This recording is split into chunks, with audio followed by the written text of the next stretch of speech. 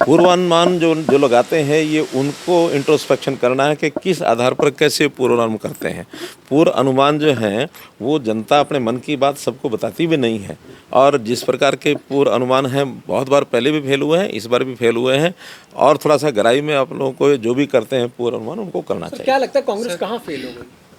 ये तो कांग्रेस वालों से पूछना पड़ेगा आपको। सर आपने आरोप लगाया है कि स्लो काउंटिंग किया जा रहा है, कई चुनाव आयोग नतीजों को रोक रहा है, नतीजों को लेकर ये तो कभी कभी हमको भी लगता है कि कांग्रेस वाले जब हार देख रहे थे तो कहीं ना कहीं इस चीज़ में कैसे कोई बोला जाए कुछ, क्योंकि हमारे मुख्यमंत्री जी ने पहले जैसे कहा कि दिन आएगा जब जनता देगी उनको जवाब, और ये एक ही बात कहेंगे कि ये ईवीएम खराब। सर आपने जब वोटिंग के दिन हमसे बात करी थी तब बिरादरी उनके साथ है, क्या 36 बिरादरी ने कांग्रेस का साथ नहीं? मैं अपनी बात कह सकता हूँ, मेरे से कांग्रेस की बात क्यों पूछे, आप उनसे पूछिए। सर मुझे पता है कि हमने हरियाणा में जब 2014 में चुनाव लड़ा था, मैंने स्वयं करनाल से एक नारा दिया था, हरियाणा एक हरियाणवी एक।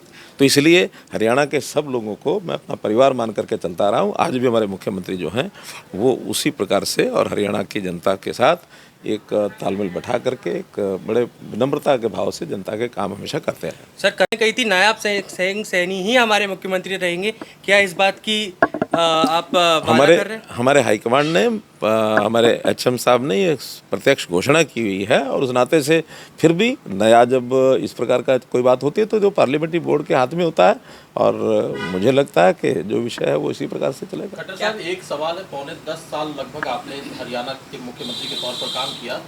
आज जब चुनाव हुए तो कुमारी शैलजा ने कहा है जब रिजल्ट आया कि उनसे आकलन में कहीं ना कहीं गड़बड़ी हुई है, कांग्रेस पार्टी से गड़बड़ी हुई है। क्या शैलजा और हुड्डा साहब के बीच जो मीडिया में भी चल रहा था कि कुछ ना कुछ तनातनी है, उसका असर भी पड़ा है? आप अपना अनुमान लगा करके उनसे पूछिए क्या बात थी क्या नहीं।